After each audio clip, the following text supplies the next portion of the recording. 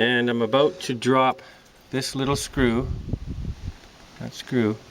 down through the compressor so you can all hear the terrible sound you never want to hear when working on turbine engines.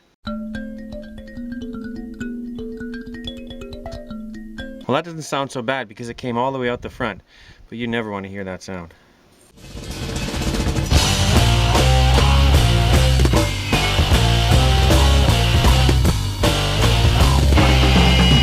Well, that doesn't sound so bad because it came all the way out the front, but you never want to hear that sound.